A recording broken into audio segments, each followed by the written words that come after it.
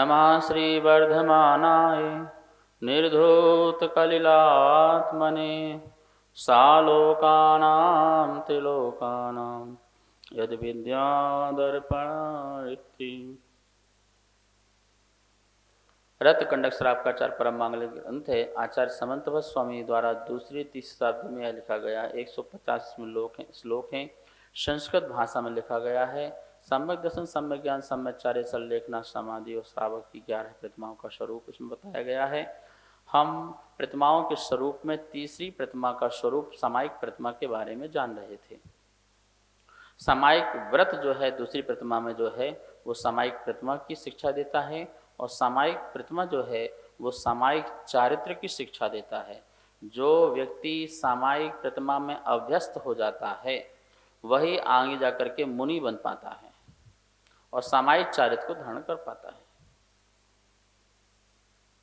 सामायिक चारित्र निर्गंथ मुनियों का होता है, ये निश्चित मान के रखना। किसी भी वस्त्रधारी को सामायिक चारित्र नहीं होता है, न एलक को, न छुल्लक को, ना ही आरका माताजियों को सामायिक चारित्र नहीं होता है। छठे गुण स्थान से प्रारंभ होता है सामायिक चारित्र। गुण स्थान में जाके देखेंगे तो आपको पता चल जाएगा।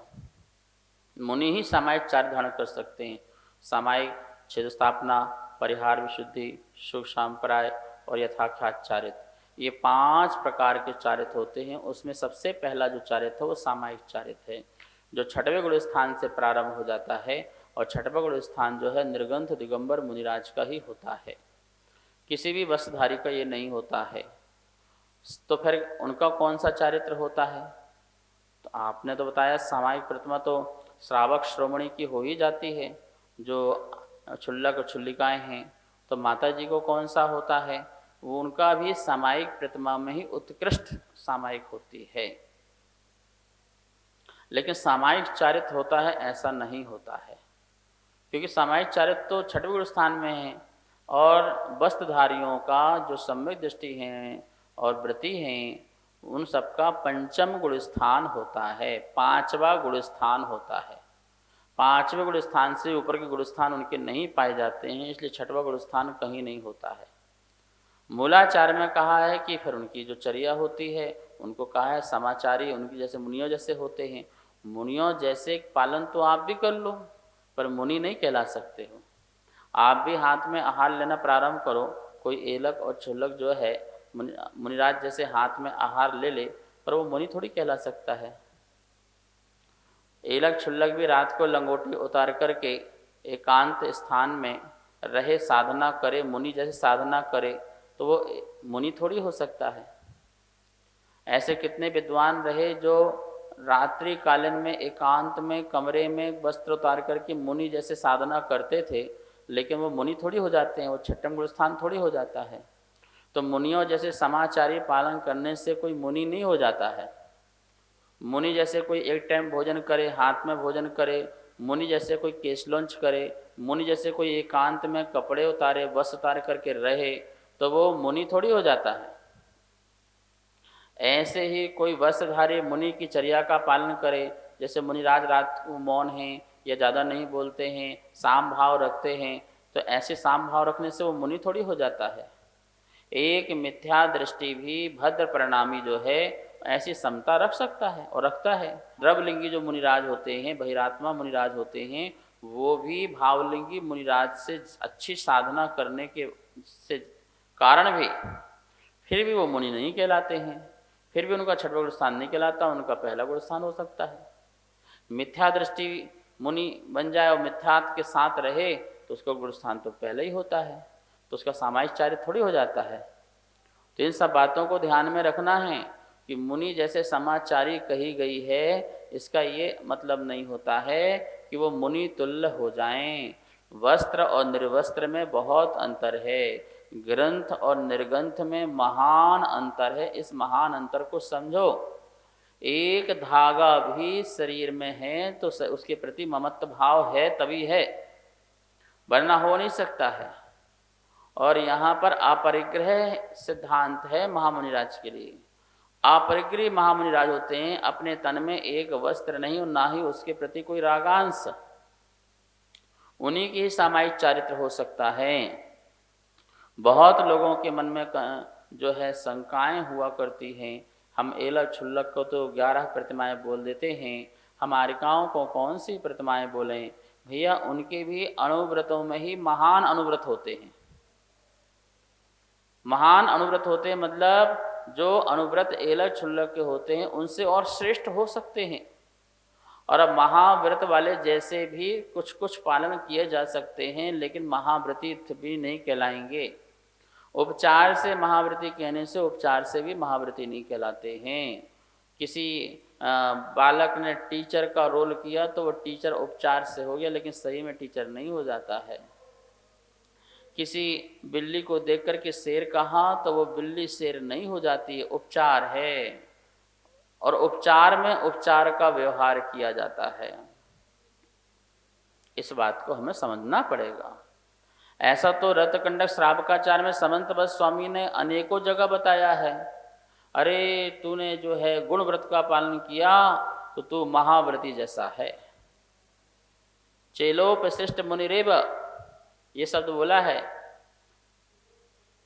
कि तूने सामायिक में बैठता है, इस काल में बैठता तो ऐसा लगता है जैसे मुनिराज है, ऊपर से कपड़ा डला हुआ है, बस अंदर से तुम मुनिराज है। तो इसका मतलब ये नहीं कि समंतवत स्वामी ने तुमको मुनि बना दिया हो, छठवां गुणस्थान बना दिया तुम्हारे लिए। वो तो तुम्हें आगे बढ़ने की प्रेरणा दे रहे हैं कि देखो तुम इस भाव से इतने अंश में तुम इस प्रकार से परिणाम वाले हो सकते हो, और भी आगे बढ़ो और आगे बढ़ते चलोगे। तो सामायिक चरित महामुनि दिगंबर ज्ञानी साधुओं को ही हुआ करता है, वस्त्रधारियों को नहीं होता है। ठीक है, इस बात को समझ के रखना। अब आप सामायिक प्रतिमा का पालन करो ना, तीनों संधि काल में सामायिक करो, समता रखो। तुम्हें क्यों किसी प्रकार का शंका और संदेह हो रहा है? इसी का ही समता धारण करो और आगे जाकर के यदि आप पुरुष हैं तो महामुनिराज बनो, यदि आप हारिका हैं तो आप कठोर से कठोर साधना करके आप स्त्री पर्याय का छेद करके पुनः मनुष्य बने, देव बने, मनुष्य बने, मुनि बने और मोक्ष जाएं। छुल्लिका भी इसी प्रकार से, पर एलक छुल्लक को ऐसा नहीं कहा गया है। एलक छुल्लक तो मुनि बने, क्योंकि यहाँ रत्नकंड श्रावकाचार में कहा है ना, प्रत्याख्यान कसाय का त्याग करके संलेखना समाधि ली जाती है। आपको संलेखना लेना है ना, प्रत्याख्यान तनुत्वान, प्रत्याख्यान कसाय को छोड़ करके भक्त प्रत्याख्यान का मरण होता है। तो प्रत्याख्यान कसाय कौन छोड़ेगा? स्त्री नहीं छोड़ेगी, पुरुष छोड़ेगा। पुरुष में श्रावक श्रोमणी जो है, एलक छुल्लक है, वो प्रत्याख्यान कसाय को छोड़े, मुनि बने और व्यवहार और निश्चय रत्नत्रय को धारण करके वह संलेखना समाधि भी कर सके। यहाँ पर सामायिक प्रतिमा का स्वरूप अपन ने समझ लिया है। तीनों योगों से तीनों संधि काल में समता का भाव रखना, किसी प्रकार का राग द्वेष नहीं करना, समस्त पापों का त्याग करना, और बैठ करके जो है या खड़े होकर के सामायिक कर सकते हैं, इतना ध्यान रखना है। पुरुष लोग खड़े होकर भी बैठ के भी कर सकते हैं, महिलाएं जो है बैठ के ही करती हैं। एकांत में वो खड़ी होकर कर सकती हैं, लेकिन उनके लिए आतापन योग और बाहर बड़ी बड़ी तपस्या का योग के लिए निषेध किया गया है। जहाँ पर नपुंसक पुरुष और भी अन्य जनता लोग आते हों, वहाँ खड़े होकर उनको सामायिक नहीं करना है, कायोत्सर्ग नहीं करना है। लेकिन जहाँ एकांत हो, शांत हो, वहाँ पर वो कर भी सकते हैं, ऐसी व्यवस्था है। पुरुष लोग कहीं भी जो उत्तम द्रव्य क्षेत्र हो वहाँ पर जा कर के जो है एक खड़े होकर के भी आदि साधना कर सकते हैं। अब देखिए शिक्षा व्रत में एक और आता है प्रोषदोपवास व्रत। प्रोषदोपवास व्रत का मतलब होता है प्रोषद एकासन और उपवास। तो 2 एकासन और 1 उपवास, मतलब एक उपवास के आगे पीछे एक एक एकासन करना, फिर उपवास करना, इसको कहते हैं प्रोषदोपवास। ये प्रोषदोपवास भी श्रावक के लिए है, क्या मुनिराज नहीं करें? मुनिराज करो ना, क्या दिक्कत है? लेकिन यह व्यवस्था जो है श्रावक के लिए बनाई गई है, क्योंकि मुनिराज तो जीवन पर्यंत एकासन कर सकते हैं, लेकिन श्रावक नहीं कर सकता ना। श्रावक तो 2 टाइम भोजन कर रहा है ना, तो उसको अभ्यास कराया गया। तो मुनि बनना है, जीवन पर्यंत एकासन करना है, इसलिए प्रोषदोवास का अभ्यास करो। अष्टमी और चतुर्दशी के दिन उपवास करो और उसके एक दिन आगे एक दिन पीछे आप एकासन करो, तो आपको ये आगे चल करके साधना बढ़ाने में कारण बनेगा। इसलिए प्रोषदोवास व्रत दिया गया था। यद्यपि दूसरी प्रतिमा में प्रोषदोवास व्रत है और यहाँ पे चौथी प्रतिमा में प्रोषित प्रतिमा है, इन दोनों में अंतर भी समझना है। पहले उसके हम 140 नंबर का जो श्लोक है पहले पढ़ेंगे, हम वो चीज़ समझें। उसके पहले हमें 140 नंबर का श्लोक उच्चारण करना है। आपने अपनी पुस्तक खोल ली होंगी अथवा यहाँ पर श्लोक लिखा आएगा और उसको आपको ध्यान से उच्चारण करना है। पर्व दिनेषु चतुरश्वपि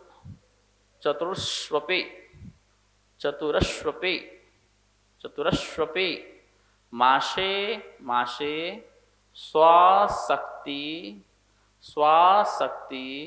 मणिगुह्य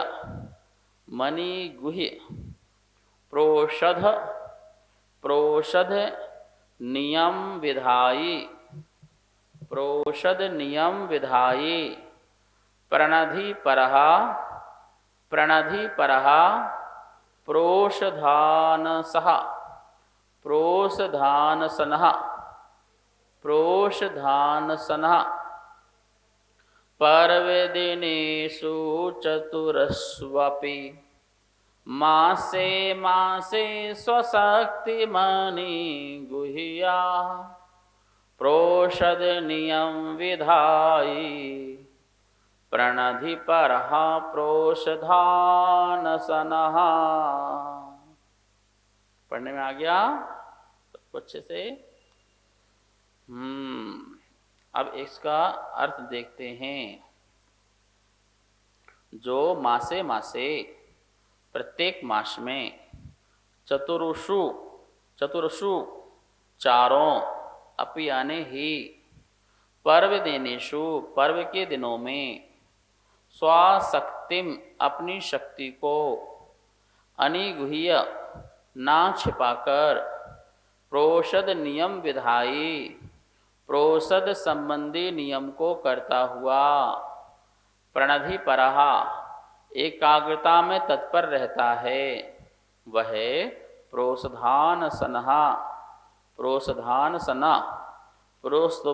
प्रोषदोपवास प्रतिमाधारी है। क्या कह रहे हैं यहाँ पर प्रोषद की परिभाषा नहीं बताई, क्योंकि प्रोषदोपवास की परिभाषा तो हम पीछे पढ़ के आ चुके हैं, जब व्रतों में हमने शिक्षा व्रत आदि में पढ़ा था। अब तो यहाँ बता रहे हैं कि आपको करना ही करना है। कब करना है? अपनी शक्ति को नहीं छिपा के करना है। मासे मतलब प्रत्येक माह में, प्रत्येक महीने में, पर्व दिनेषु पर्व के दिनों में। और कौन से पर्व? चतुर्षु पर्व दिनेषु चारों पर्वों में। अष्टानिका और चतुर्दशी पर्व है, और एक महीने में 2 अष्टानिका आती हैं और 2 चतुर्दशी आती हैं, तो ये 4 हो गए पर्व। और कह रहे हैं कि प्रत्येक माह की 4 पर्वों में, मतलब 2 अष्टानिका 2 चतुर्दशी में स्वशक्तिम अनिगुह्या अपनी शक्ति को ना छिपा करके प्रोषद संबंधी जो भी नियम हैं, प्रोषद नियम विधायी। यहाँ नियम नहीं गिना रहे हैं, क्योंकि प्रोषद नियम विधायी प्रोषद के जो नियम हैं, जो पहले गए हैं, पहले बताए गए हैं, पहले समझाए गए हैं, उन सभी प्रोषद के नियमों का पालन करता हुआ प्रणधिपरः प्रण पूर्वक या एकाग्रता से तत्पर होता हुआ प्रोषद अनशनः, अनशन मतलब उपवास, प्रोषद मतलब काशन, प्रोषद अनशन अर्थात प्रोषदोपवास प्रतिमाधारी बनो। क्या बात हो गई? आपने पहले ही बताया था प्रोषदोपवास, और यहाँ भी बता रहे हो। अंतर क्या है?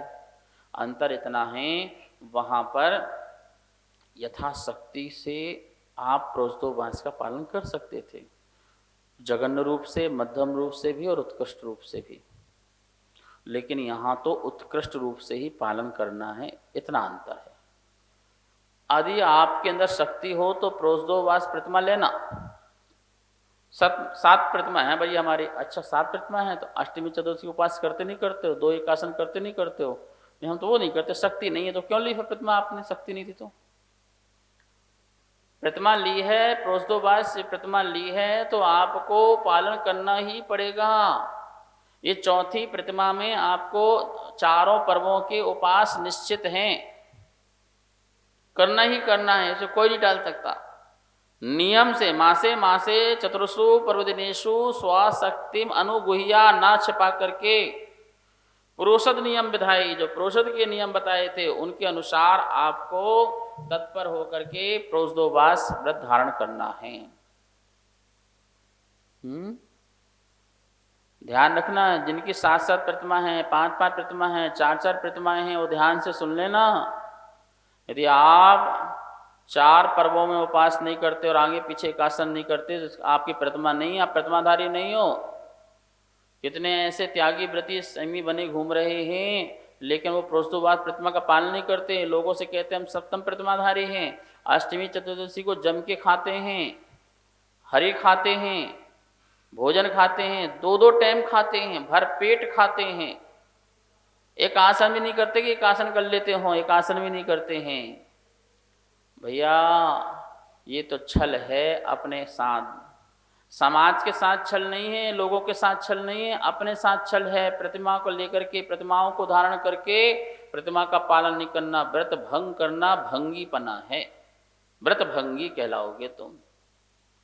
लिखा है शास्त्र में, जो जाति से भंगी वो भंगी नहीं है, जो व्रतों को भंग करे वो भंगी है। वो जाति से जो भंगी है वो सेवादार है, वो सेवक है, वो ठीक है, वो अच्छा है, लेकिन जो व्रतों को लेकर के व्रत को भंग करता वो व्रत भंगी है। इसलिए कभी भी इस प्रतिमा को लेने के बाद ये मत कहना हमारी शक्ति नहीं है, ये नहीं, आपको करना ही है। और भी इस विषय में हम थोड़ी चर्चा करेंगे, बात करेंगे। हम बड़े प्रेम वात्सल्य भाव से कह रहे हैं कि आप व्रतों का पालन करो और अपना आत्म कल्याण करो। आज इतना ही। जा वाणी के ज्ञान से सूझे लोकालोक, सो वाणी मस्त धरू सदा दे तो धो। हे जनवाणी भारती तो है जपो दिन रे, जो तेरी